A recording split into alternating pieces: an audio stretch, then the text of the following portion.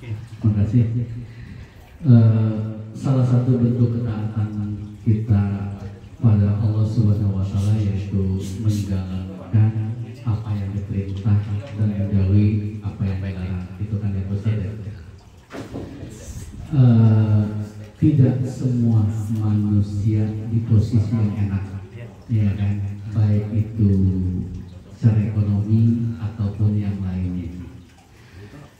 Saya perhatikan kalau mungkin misalnya di bulan puasa ada buruh ya yang mungkin kayak memperbaiki jalan, mana panasnya luar biasa ya, yang bahasa Inggrisnya katanya tengah bentar ya, sebenarnya panas banget gitu bentar. Ya buruh itu kan kayaknya kemungkinan kecil kalau dia mau menjalankan puasa. Itu gimana? Ketika dia menjalankan puasa, pasti dia nggak bisa untuk melakukan aktivitas kerjanya. Kalau dia tidak bisa menjalankan aktivitas kerjanya, kebutuhan buat keluarganya juga nol. Nah, itu gimana posisinya orang itu? Ya kan? Dia nggak kerja, kebutuhan keluarganya bagaimana? Kalau dia ikutin ibadah, ya tadi yang saya bilang tadi, dia pasti tidak bisa untuk melakukan aktivitas atau kerja. Satu, itu pertanyaan pertama. Yang kedua, Pak Ustaz, misalnya gini, ada seseorang yang bangun tidur, dia pikir itu sudah azan zuhur, padahal sekitar 5 menit lagi baru. Setelah itu kan dia bangun tidur, dia sholat, Ustaz. Setelah sholat selesai sekitar 5 menit azan zuhur. Itu sholatnya apa diulang, apa nggak usah diulang? Mungkin itu saja. Mohon pergerakannya Ustaz. Terima kasih. Assalamualaikum warahmatullahi wabarakatuh. Waalaikumsalam warahmatullahi wabarakatuh. Baik, yang pertama ini apa ke fikih puasa jadi ya. Yang pertama begini, ukuran masyak dalam fikih itu ada istilah masyakoh. Masyakoh itu kepayahan, kesusahan. Ini bisa dijadikan ukuran keguguran melaksanakan perintah. Kenapa begitu? Segitu rahmatnya Allah kepada manusia, sampai Allah melihat bagaimana kemampuan manusia. Itu. Maka kalau Allah bilang la yukallifullahu nafsan illa wus'aha, memang sebetulnya manusia nggak ada yang mampu. Apalagi kemampuan manusia itu nggak bisa diukur dan digeneralisir. Semuanya sama nggak bisa. Kadang antara si A dengan si B itu kemampuannya juga bisa diukur dan berbeda-beda. Gitu. Itu yang pertama. Yang kedua adalah persoalan hukum puasa fardu, misalnya puasa Ramadan itu pasti fardu ain. Tapi tidak mungkin ada perintah jika tidak ada kelonggaran. Ini kaidah di dalam agama, Pak. Setiap perintah Allah pasti ada kelonggaran, nggak mungkin tidak. Kenapa? Karena Allah tahu betul kemampuan makhluknya. Ada batasannya di mana manusia mampu, ada batasan di mana manusia tidak mampu mengerjakan. Itu yang pertama. Yang kedua, nah, kadang-kadang kita ini mengukur kemampuan ini, ukurannya syahwat, bukan ukuran ilmu. Nah, kira-kira begini nah, yang simpelnya. Kalau kita musafir, zaman dulu musafir itu kan diperbolehkan iftar, berbuka. Jika dua marhalah itu kalau hitungan Imam Syafi'i 88-89 km, itu boleh mengqashar sholat, menjamak sholat, meninggalkan Jumat, membatalkan puasa. 4 yang boleh. Ya, itu 4 ini boleh. Nah sekarang itu kan orang perjalanannya kalau dari sini ke Amerika, lah kan pakai pesawat, di mana ausnya? Di mana ausnya? Kalau dulu kan pakai onta. Dan juga transportasi nggak secanggih sekarang gitu. Nah, disinilah maka ulama berpikir kembali, memikirkan ulang di mana masyakohnya, di mana ada ibadah. Ketika di situ ada masyakoh, pasti ada keringanan dalam agama ini. Biasanya ulama menyamakan hukum yang tadi pekerja berat itu, yang tidak memungkinkan untuk puasa, seperti orang yang tua renta.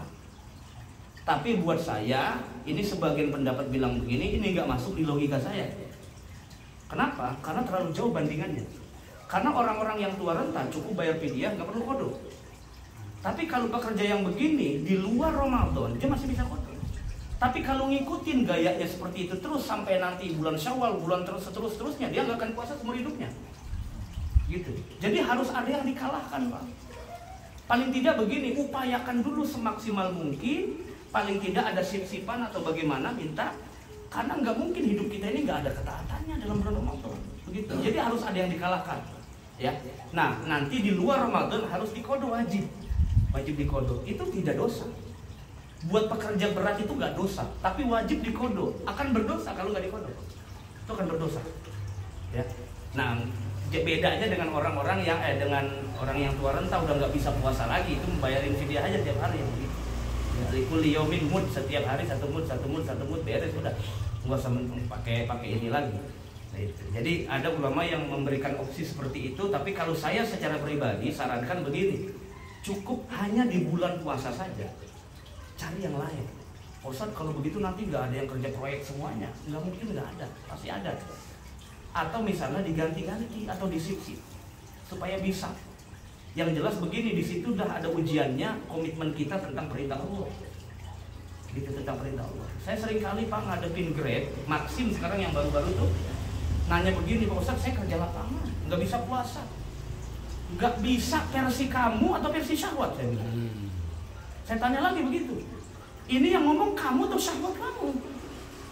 Jangan jadikan dalil mencari nafkah untuk anda membangkang kepada Allah Subhanahu Wa Taala. Saya bilang begitu. Beribadah saja semampumu, Allah paham. Nanti di luar itu engkau tinggal kodok. Allah paham bagaimana kebutuhanmu.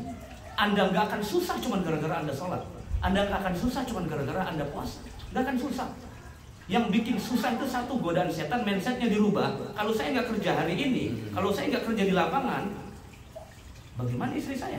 Sedangkan kalau saya kerja, saya harus nggak puasa. Jadi masih ada logika, kalau saya nggak kerja, nanti istri saya begini. Kalau saya ibadah, saya nggak punya duit. Ini logika yang salah, harus diubah. Nggak ada ceritanya orang yang ibadah miskin itu nggak ada. Tapi kalau yang penyakitan ada. Kalau tahlilan penyakitnya disebutin mulu, ceritain tuh, saya asam urat nih gitu. Penyakit disebutin, obatin. Jadi nggak ada istilahnya begitu Pak, nggak ada ya. Itu jadi harus dirubah cara berpikirnya. Tapi agama punya solusi. Kerjakan semampumu, upayakan dulu puasa. Jika itu mengakibatkanmu akan nyawamu melayang, baru. Jadi ukuran orang boleh batal puasa itu kalau sakit dan kesusahannya itu bisa mengancam nyawa. Misalnya nih hari ini 2 hari aja saya nggak kerja, nggak dapat gaji langsung cash, istri saya sama anak saya langsung mati. Itu boleh kan? Kagak mati, enggak, cuma ngedumel doang bininya. Begitu, sama paling nanya baju lebaran kan mereka bilang begitu doang. Nah kan masih ada opsi yang lain. Ini yang kadang-kadang ukuran kita itu mindsetnya dirubah, Yang kedua, saya tadi pengen nyambung Bapak itu bahwa Rasulullah pernah kesiangan sholat subuh. Jadi bukan cuma Bapak atau kita kesiangan sholat subuh. Kita kan sering sholat subuh digabung duha. Jadi sholat duhanya pakai kunut, gitu kan? Rasulullah pernah kesiangan sholat subuh. Jangankan cuma sekedar sholat isya, sholat subuh pun pernah kesiangan. Tapi jangan Bapak berpikir orang Nabi itu kesiangan subuhnya, bukan begitu. Nabi itu sengaja disetting begitu supaya jadi contoh. Coba bayangin kalau Nabi nggak pernah begitu, kita bagaimana nyontohnya? Nabi pernah salat zuhur 2 rakaat salam, sahabat bingung lah. Salat zuhur kan 4, kenapa 2 rakaat salam? Ditanya sama sahabat, ya Rasulullah, Anda mengqashar sholat atau lupa? Kata Nabi dua-duanya enggak. Karena Allah yang nyeting saya begini. Terus kalau begini bagaimana Rasulullah? Ayo bangun, takbir lagi, langsung rakaat ketiga. Begitu diajarin sama Nabi. Iya, nggak usah pakai ulang lagi sholatnya, bagaimana repot amat, kayaknya susah amat beragama. Kalau ngaji itu mudah semua Pak, kalau orang tahu ilmunya. Bapak nih lagi zikir, lagi sholat rupa rakaat yang tadinya 4 cuma 3 udah salam. Oh iya, baru zikir la ilaha illallah 3 kali ingat. Bangun lagi, takbir lanjut rakaat 4. Oh, boleh. Boleh. Apa yang susah? Yang susah itu karena nggak mau ngaji. Semuanya mudah diberikan oleh Allah Subhanahu Wa Taala melalui para nabi, melalui para ulama itu kira-kira. Nah, kalau yang tadi belum masuk waktu sholat udah sholat zuhur, itu namanya kerajinan. Jadi hukumnya adalah kerajinan. Orang biar kata rajin banget juga, itu sholat maghribnya jangan jam 4 udah ke masjid, pasti diusir DKI. Jangan itu. Jadi syarat sah sholat adalah harus masuk waktu. Kalau belum masuk waktu tidak sah, kecuali wudhu. Kalau wudhu sebelum masuk waktu sholat sah.